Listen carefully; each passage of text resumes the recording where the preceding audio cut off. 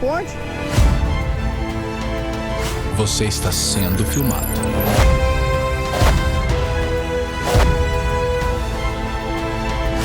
Você vê que ele desseca só metade. Isso é coisa do Champinha. Tem mito. Olha lá, foi. Pulo, só ela mata ali, cara. Pela...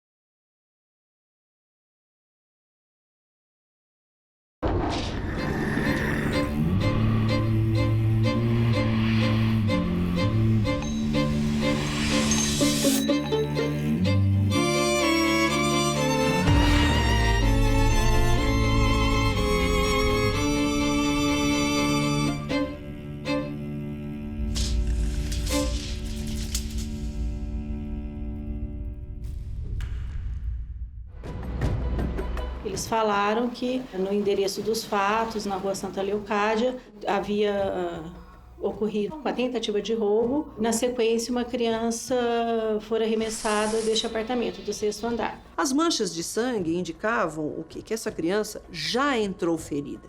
Então, ela não foi ferida lá dentro do apartamento. 50% de casos de queda do 5º e 6º andar pode sobreviver. Estatisticamente, a Isabela tinha 50% de chance de sobreviver se houvesse um atendimento imediato, mas que não houvesse asfixia prévia.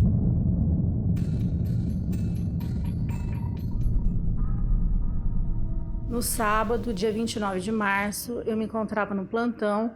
O plantão teve início às 20 horas, tá um plantão calmo, até atípico para um sábado à noite. Por volta das 0 horas, um pouco mais tarde, 0h30, já no domingo, já no dia 30, 2 policiais militares foram até minha sala e me comunicaram sobre o crime. Eles falaram que havia ocorrido uma tentativa de roubo e, na sequência, uma criança foi arremessada deste apartamento, do 6º andar.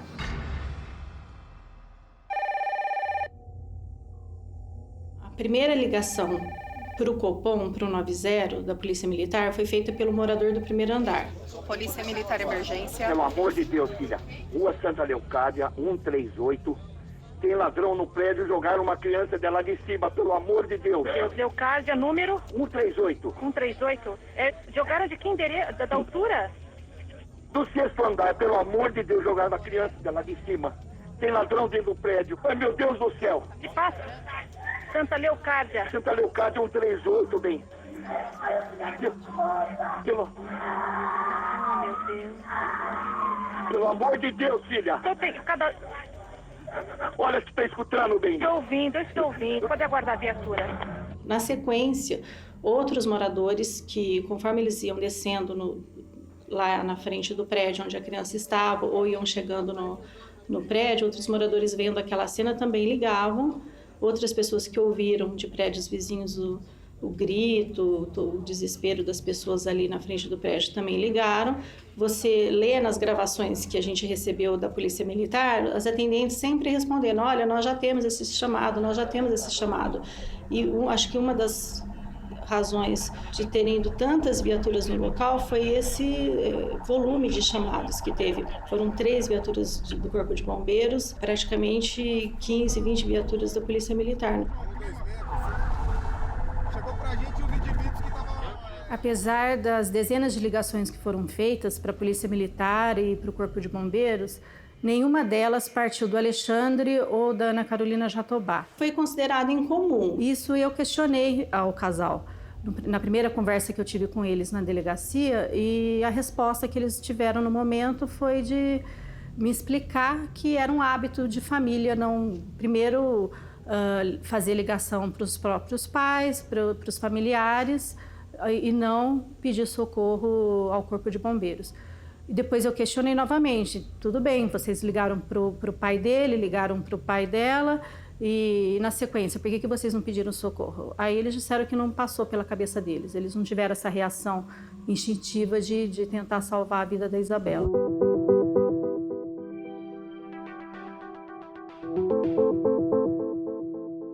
Essa ocorrência entrou cerca de 3 horas da manhã, 2, 3 horas da manhã, havia um perito de plantão, ele foi para o local, né, e de lá ele já entrou em contato comigo. Olha, eu estou vendo algumas coisas aqui diferentes, como é que nós vamos fazer com esse caso? Então, por telefone mesmo, eu já pude passar alguma orientação, né, e a partir desse momento eu entrei no caso.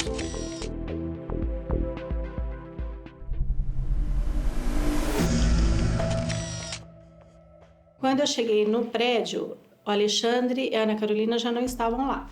Ela já tinha ido para Guarulhos com os familiares dela e ele tinha acompanhado o pai atrás do resgate, ele foi junto com o pai até a Santa Casa. Então eu cheguei no local, tinham os policiais militares ainda fazendo o trabalho deles, os moradores populares, vizinhos.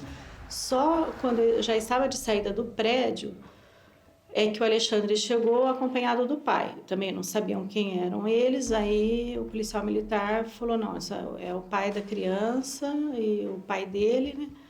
E juntos eles foram falar comigo. A primeira conversa que eu tive com ele foi um questionamento dele, você já pegou o ladrão, já prenderam o ladrão? Depois ele me questionou se podia subir até o apartamento para pegar algumas peças de roupa para se trocar. Eu falei que não podia, que só depois de ser realizada a perícia, da finalização da perícia, é que o apartamento seria liberado para a família voltar. Depois que eu estive no prédio, eu fui para a Santa Casa, porque eu tinha necessidade de ver a vítima, ver as lesões que ela apresentava. A funcionária falou que ela já chegara sem vida, então não houve qualquer procedimento médico no hospital. Quando eu vi a Isabela, eu até me surpreendi, porque eu sabia que ela tinha caído do 6º andar, de aproximadamente 20 metros.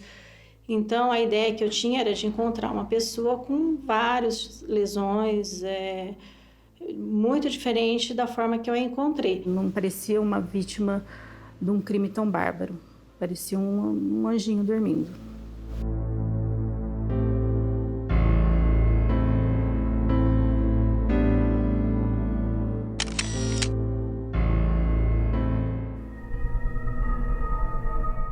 O apartamento, assim, o primeiro momento, quando eu entrei, você já tem a visão, é um corredor que dá acesso primeiro à sala de jantar, depois uma sala de televisão e na sequência tem uma sacada. É a visão que você tem da porta de entrada. Neste corredor já era possível visualizar gotas de sangue. Eram gotinhas pequenas, uma distância da outra, praticamente uma distância como se fosse de um passo de uma pessoa adulta. Ao analisar as primeiras fotografias do local, já foi possível ter uma primeira impressão. Nós já percebemos que alguma coisa não estava coadunando com a história que era apresentada.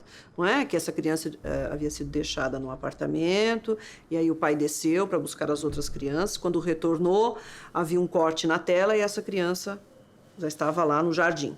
Foi jogada pela janela. Era essa a história. Você também via dentro do apartamento que havia uma desorganização em todos os cômodos. Isso daí a gente pode até sugerir que o casal não estivesse vivendo em harmonia ou que eles estivessem de alguma forma frustrados ou infelizes pelo aspecto do apartamento, de alguém que está insatisfeito. Mas não foi observado nenhum tipo de desordem que sugerisse, que indicasse luta corporal. Dentro do apartamento não haviam móveis caídos, qualquer móvel quebrado, fora do lugar, que você pudesse concluir que ocorreu uma luta corporal. O caso Isabela entrou para nós aqui no Instituto como uma tentativa de roubo, onde um elemento desconhecido entrou no apartamento para roubar e acabou jogando uma criança do 6º andar. Era esse o histórico que nós tínhamos, tá? Então caracteriza o quê? Um crime patrimonial. Alguém entrou lá não para jogar uma criança, né? Entrou para retirar alguma coisa de valor daquele apartamento. Então, se nós encontrarmos gavetas abertas e os conteúdos todos retirados, removidos, espalhados pelo piso, isso indica busca. Alguém que realmente está procurando alguma coisa de valor em meio às gavetas de roupa, de peças, etc., joias. Isso caracteriza a busca. Não é o que nós encontramos naquele apartamento. Outra coisa que foi observada é que não houve arrombamento da porta. A porta estava íntegra, então você também, como profissional, já chega a algumas conclusões porque para a pessoa ter acesso e não havendo arrombamento, a pessoa necessariamente tinha que ter uma proximidade com os familiares ou ser uma pessoa daquele vínculo, daquela família. Enfim, como não houve arrombamento, a pessoa precisava ter essa facilidade de acesso àquele apartamento e àquele prédio.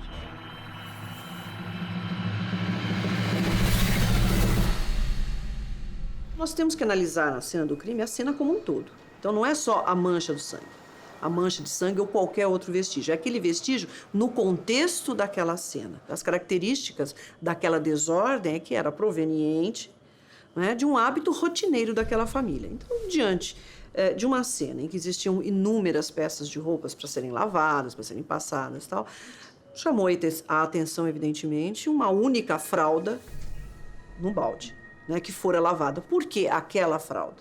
Sendo que existiam inúmeras outras ali. Desde o início, você descarta a possibilidade de uma queda acidental, da criança estar brincando e acabar caindo daquela janela. Primeiro, porque havia a tela de proteção. Segundo, porque a tela era muito firme, difícil até para um adulto cortar. Então, a criança da idade da Isabela, que tinha 5 anos, não tinha capacidade, não tinha condições físicas de cortar aquela tela da forma que foi feita.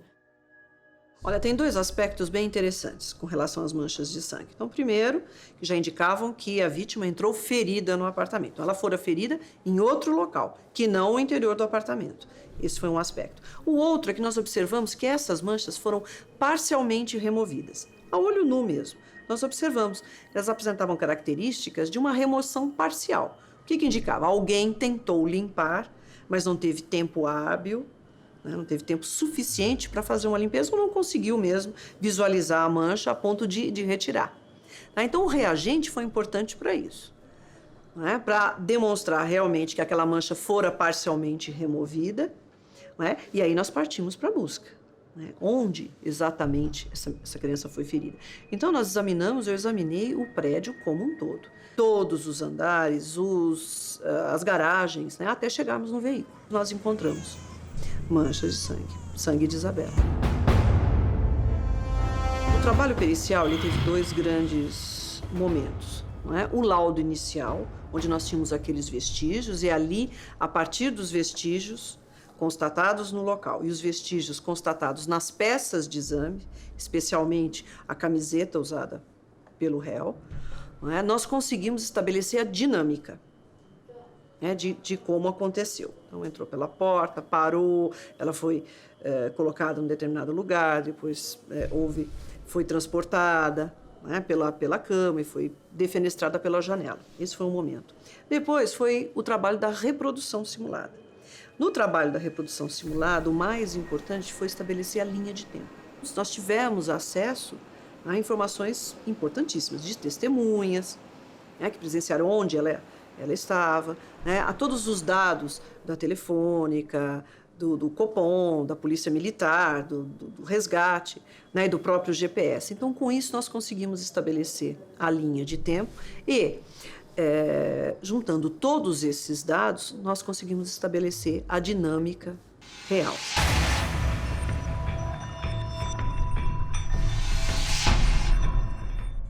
Você tem que estabelecer um vínculo, você tem que estabelecer uma motivação para o crime, e um vínculo entre quem praticou o crime e a vítima, para justificar e explicar por que ele quis praticar aquele crime tão bárbaro.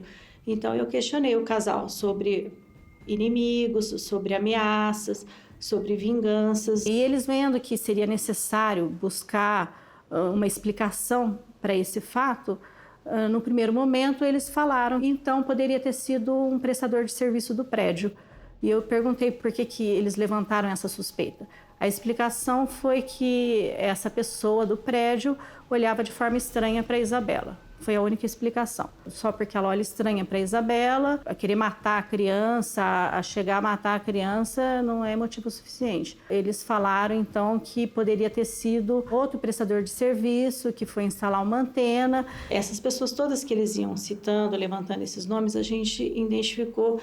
Já na segunda-feira, nós ouvimos todas as pessoas. Em 2 dias de investigação, nós ouvimos 23 pessoas. Então, a gente ouviu pessoas que frequentaram a casa da família Nardoni, pessoas que foram vizinhos durante alguns anos do casal no antigo prédio.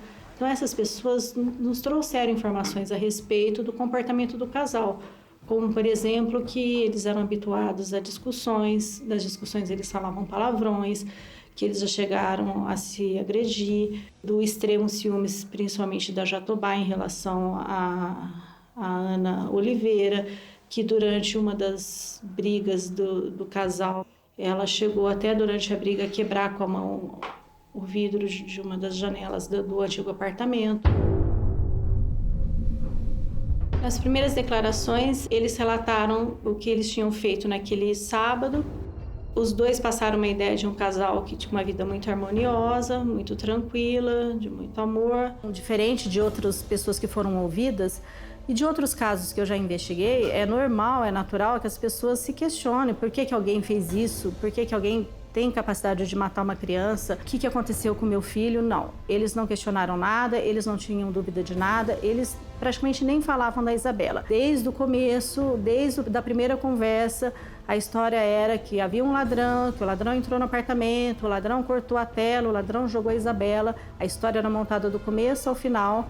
Eles não tinham dúvidas, eles não faziam qualquer pergunta à polícia e eles já afirmaram que nada tinha sido levado do apartamento. Isso, eles já tinham até essa certeza. Viram a Isabela caída, desceram e já tinham a certeza de nada ter sido levado do apartamento. Dentre as mentiras que eles contaram no interrogatório, que nós pudemos fazer provas, assim que eles se deram conta que a Isabela tinha sido jogada, que eles desceram juntos, com as crianças também, até o térreo. Isso foi desmentido de uma forma inquestionável. Quando o seu Antônio Lúcio liga para o Copom, que foi às 23 horas e 49 minutos e 59 segundos, ele já tem a presença do Alexandre lá embaixo. E por conta da presença do Alexandre, é que ele passa a informação: olha, a criança caiu do 6º andar. Até então ele não sabia quem era aquela criança, até porque a Isabela não morava no prédio, ele não conhecia a Isabela, não sabia de quem era a filha. Ele só identificou a Isabela quando ele viu o Alexandre próximo ao corpo da criança. Depois o Alexandre passou a falar, assim que ele chegou perto do corpo da Isabela, a respeito da presença do ladrão. Portanto, o Alexandre chegou logo no início da ligação feita pelo seu Antônio Lúcio. Dentro dos registros que a gente tem, das chamadas feitas através do telefone fixo do apartamento do casal, há uma chamada para o pai da Ana Jatobá, que ela própria disse que ligou para o pai dela. E essa chamada começa a praticamente 30 segundos depois que o seu Antônio Lúcio liga para a Polícia Militar. Ela fala com o pai dela, desliga o telefone, na sequência ela liga para o seu Nardoni, fala, desliga o telefone. Então, como que ela estaria lá embaixo e o telefone sendo usado dentro do apartamento? Esse foi um dos pontos que a gente conseguiu desmascará-los e mostrar que eles estavam mentindo. Outra coisa que eles contaram, na primeira versão que eles deram, primeiro eles desceram lá embaixo, falaram que a porta tinha sido arrombada. Já na delegacia, na primeira declaração, no domingo, eles disseram não, possivelmente alguém utilizou a cópia da chave, porque a chave ficava à disposição da portaria, que eles trocaram a porta. O apartamento já não tinha a mesma porta que havia nos outros apartamentos quando da entrega do prédio. De maneira que, a partir desse momento, as chaves já dessas portas novas não ficavam à disposição do pessoal da portaria. Não tinha como eles terem essas chaves e, de alguma forma, fazerem cópia para depois entrar no apartamento. Aí a Jatobá disse que, na verdade, possivelmente quem utilizou a chave para entrar no apartamento fez a cópia a partir da chave caída na rua, que ela perdera essa chave. Quer dizer, ela lembrou, depois de 18 dias, que havia perdido uma chave, dando até uma data, e que possivelmente a pessoa que entrou no apartamento e encontrou a chave caída em algum local que ela perdeu.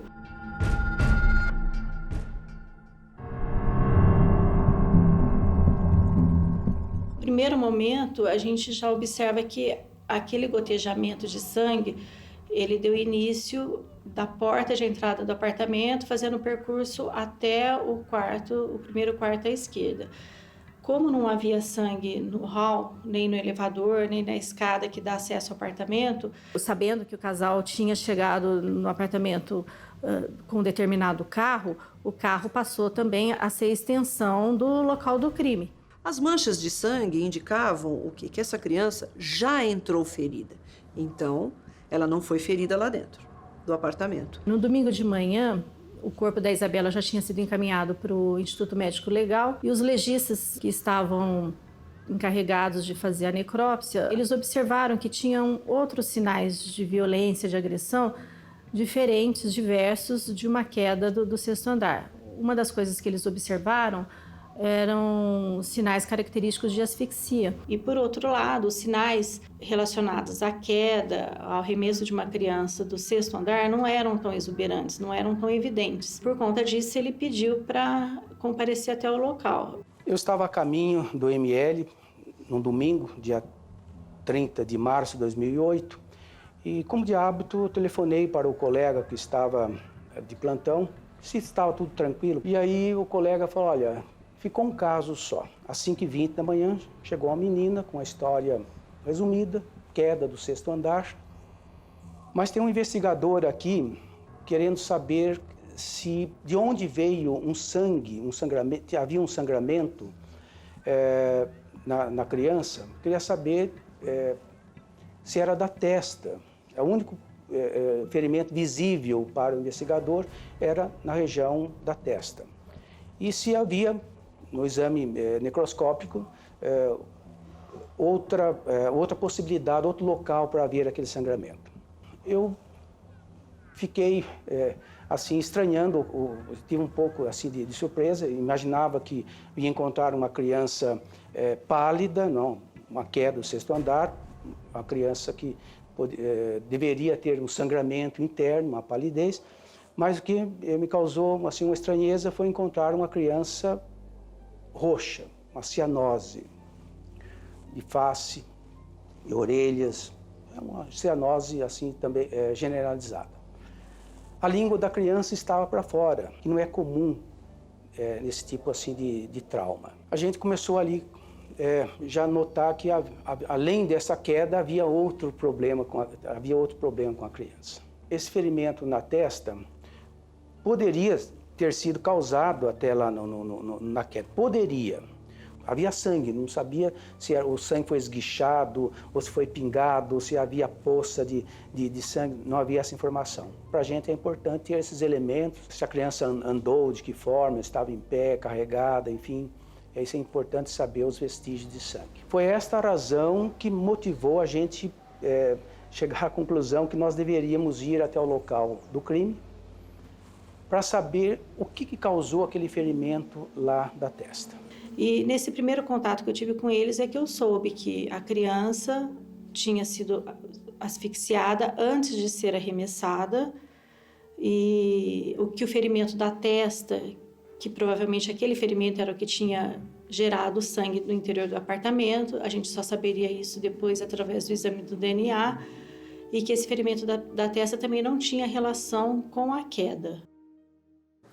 Então, nós conseguimos estabelecer que essa agressão iniciou no veículo, né, no interior do veículo. Aí, por qualquer motivo, essa criança foi transportada até o apartamento e esse ferimento foi tamponado, porque não houve qualquer outra mancha até a entrada do apartamento. Aquela peça que tamponava, que provavelmente foi a fralda, pela disposição das manchas existentes na fralda, né, ela foi retirada. E aí começam as manchas de sangue. Dão início àquela sequência das manchas de sangue até a janela de onde ela foi defenestrada. Tá? Isso, em conjunto com as marcas da tela que foram deixadas na camiseta, nós conseguimos colocar os réus na cena do crime ativamente. Porque passivamente eles moram lá, né? Moravam lá. No início da investigação, nós já obtivemos o ofício da Polícia Militar com todas as ligações que foram feitas para a Polícia Militar e para o Corpo de Bombeiros. Então, a gente já tinha o tempo exato, o momento exato que a Isabela tinha sido defenestrada. Porque a ligação foi praticamente segundos depois da Isabela ter caído lá no gramado. Durante a investigação, nós obtivemos uma informação de que o veículo deles tinha um rastreador. E, inclusive, o rastreador foi instalado no dia do crime, no sábado de manhã. Dentre as informações, vinha o horário exato do desligamento do motor no endereço do local, ou seja, quando eles estavam na garagem, desligaram o motor.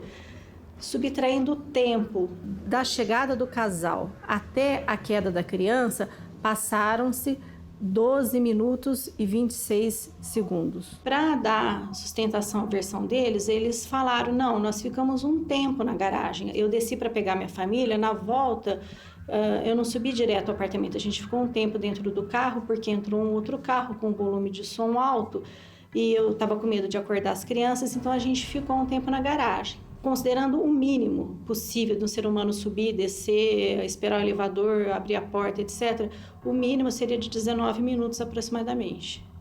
E o tempo máximo que tudo aconteceu foi de 12 minutos e 26 segundos. Simplesmente já o tempo todo da versão dele não se encaixava de forma alguma no tempo que foi comprovado oficialmente. Quando da primeira reunião que eu tive com os médicos legistas, eles já foram me passando todas as lesões observadas na vítima. E a partir dessas lesões, a gente já começou a montar a dinâmica de como o crime aconteceu. A criança, então, ela foi vítima de uma agressão na testa. Ela, antes de ser asfixiada, ela sofreu vários tipos de lesões, de agressões. Chegamos à conclusão que essa criança ela foi arremessada ao solo do apartamento e não lá do 6º andar. Havia uma fratura na extremidade aqui do osso, do antebraço, o rádio. Quando tem esse tipo de fratura impactada, que o osso entra na outra extremidade, é que ela caiu com a mão estendida, com a hiperextensão da mão, como um reflexo instintivo de proteção. Ela caiu, então, para trás, com a mão estendida e com o braço estendido, fraturou, então, o osso, viu? Porque ela estava fazendo força, estava em extensão da mão e o braço estendido. A fratura no rádio, que é aqui no punho, o impacto que causou essa fratura tinha sido da palma da mão para o interior do braço, já chegou à conclusão de que essa fratura foi ocasionada quando da queda da vítima dentro do apartamento. E ela necessariamente tinha que estar viva, porque é um tipo de lesão de defesa. Quando a criança vai cair, a pessoa vai cair, instintivamente ela faz o movimento de defesa com os braços, com a mão para se apoiar. É comum na necrópsia o legista examinar a roupa da vítima. E constatei então que havia a presença de vômito na região anterior da sua camiseta. O vômito mostra que ela estava numa posição vertical. Ela não estava deitada de bruço, porque o vômito não atingiria essa região anterior.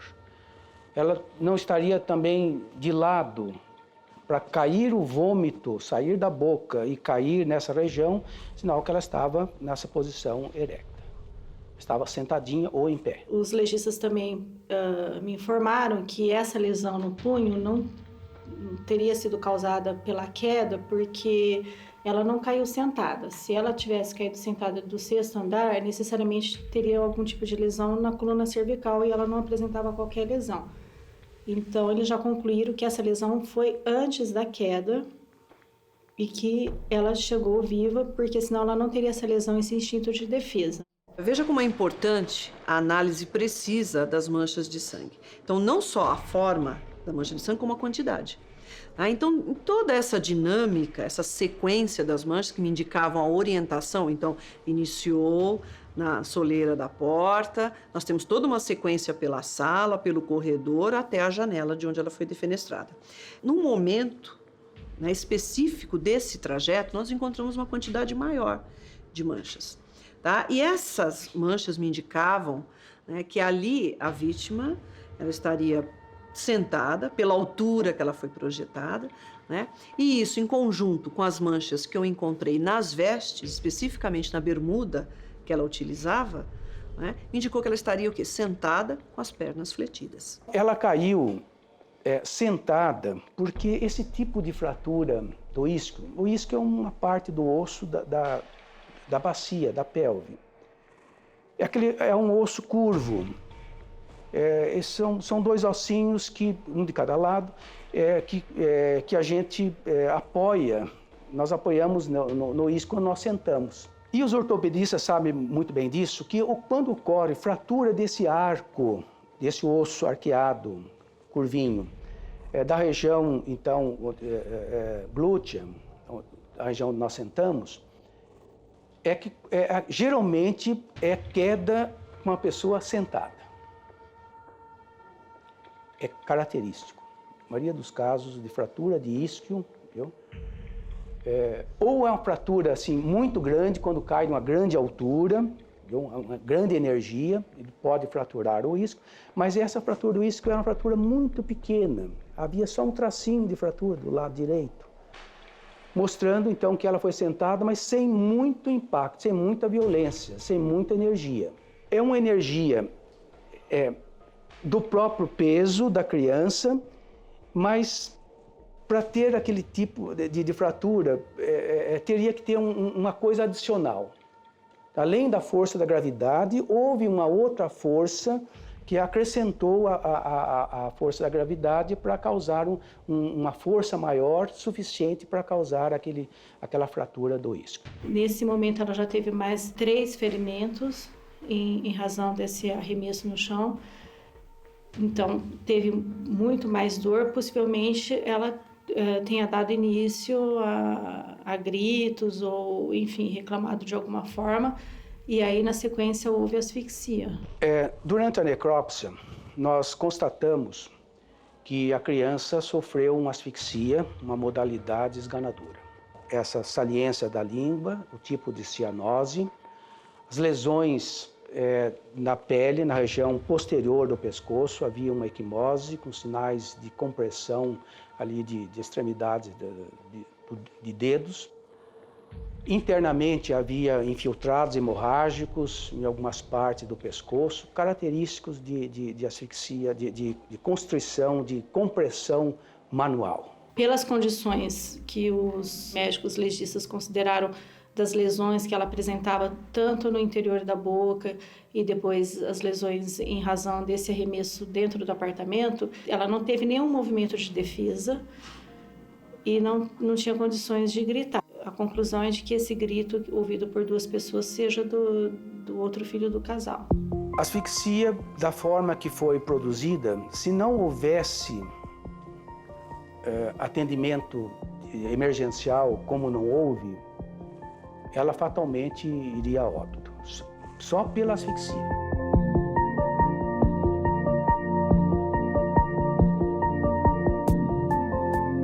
A partir do momento que foi apreendida a fralda, foi feito através de reagente análise nesse tecido e verificando que havia sangue. Então a gente também já sabia que se havia sangue nesse local, possivelmente aquele local, aquela cena do crime, poderia ter havido sangue em outras partes do apartamento que não eram visíveis a olho nu. Então era necessário fazer uma perícia complementar para identificar eventuais marcas de sangue que foram limpas.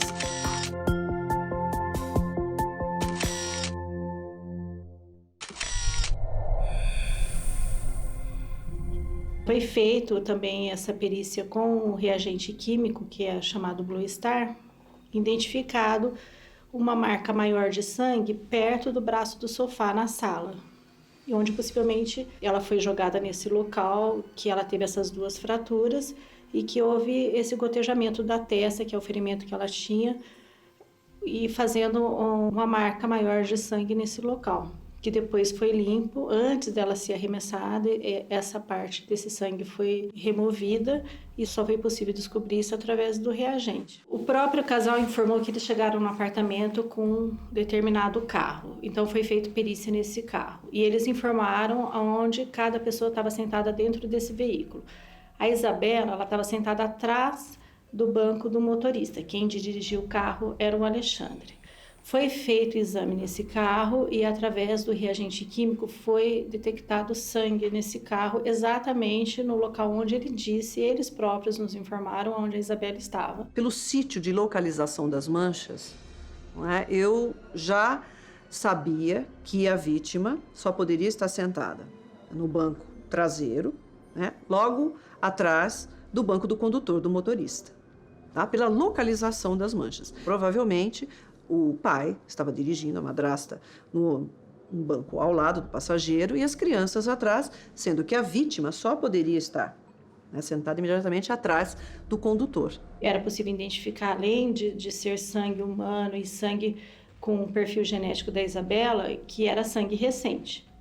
Como ela tinha um corte na testa, esse corte não tem causa com a queda do 6º andar.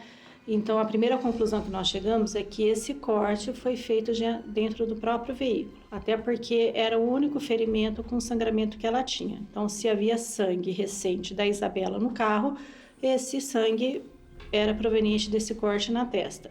Pela disposição das pessoas no carro, a conclusão que nós tiramos é que a Ana Carolina, que estava sentada no banco do passageiro dianteiro, em algum movimento que ela fez para trás, para repreender as crianças, por alguma razão, até porque ela própria disse que no trajeto que o filho que estava na cadeirinha do bebê chorava de forma ininterrupta, então, na tentativa de fazê-lo parar, por alguma razão, houve o ferimento causado por ela, com algum instrumento que a gente não sabe qual é, gerando o corte na testa da Isabela.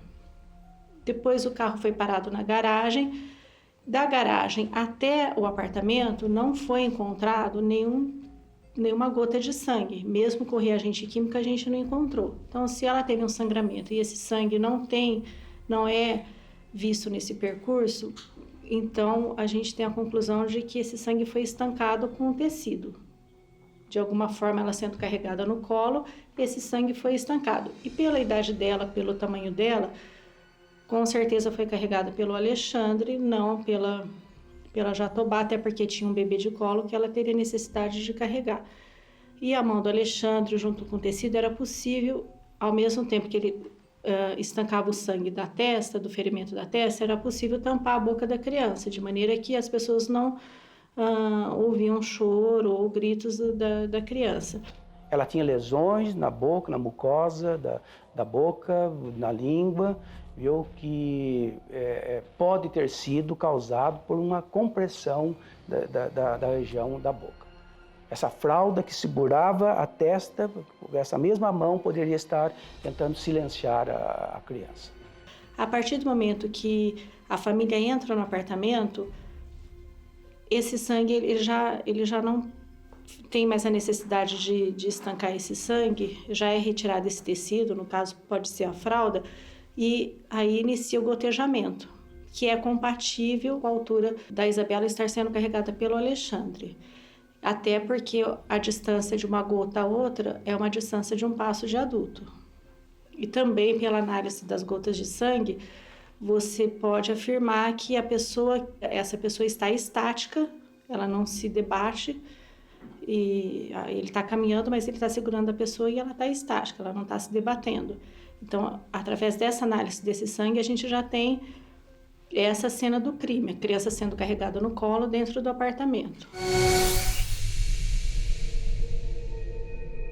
O casal foi convidado a participar da reconstituição, era uma maneira deles contarem o que eles fizeram no apartamento e deles explicarem com maior clareza e disso ser reproduzido também. Então era a oportunidade que eles tinham para mostrar a versão deles.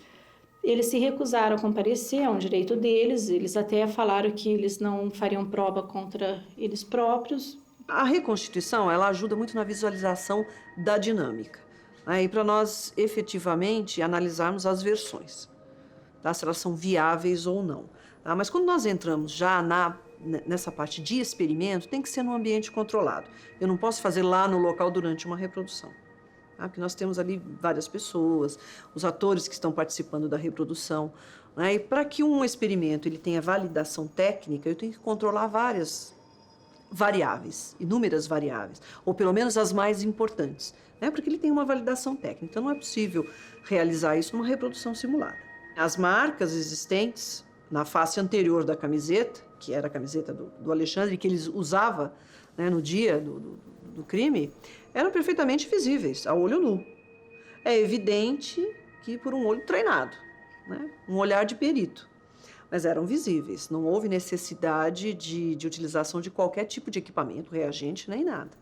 Tá? Agora, é evidente que não basta constatar.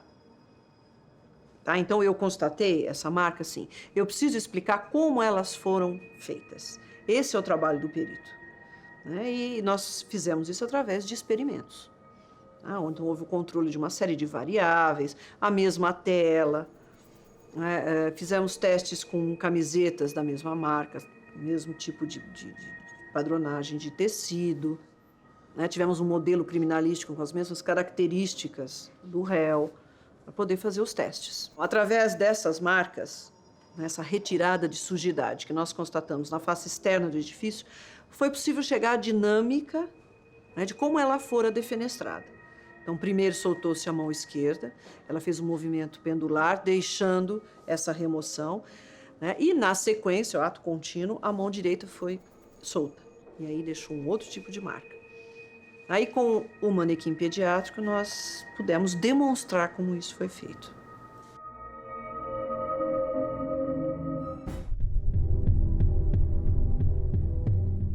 O trabalho de investigação durou 30 dias, onde nós ouvimos 67 testemunhas. O perito que trabalha em crimes contra a pessoa, ele tem que estar muito consciente da responsabilidade que ele tem. Não é? Porque o trabalho do perito, ele pode inocentar ou condenar alguém. Então, o perito tem que estar muito consciente, principalmente em crimes contra a pessoa, porque nós não lidamos só com aquela vida que foi perdida, mas com a vida de todas as outras pessoas que diretamente ou indiretamente estão ligados naquele caso. Então, é um momento muito importante, de muita responsabilidade e de comprometimento. No momento em que eu terminei o laudo, eu sabia qual ia ser o resultado. Eu tinha consciência e sabia também que era um trabalho que eu teria que defender até o fim. E foi possível, no final dessa investigação, sem qualquer testemunha presencial, nós montarmos esse quebra-cabeças e mostrar efetivamente o que aconteceu na cena daquele crime, graças a um trabalho de empenho, de competência, de comprometimento de todos os profissionais que nele atuaram. Trabalhando de manhã, à tarde, à noite, de madrugada, final de semana, sem cessar. Só assim foi possível a gente chegar no término do inquérito, no último dia, com o trabalho realizado.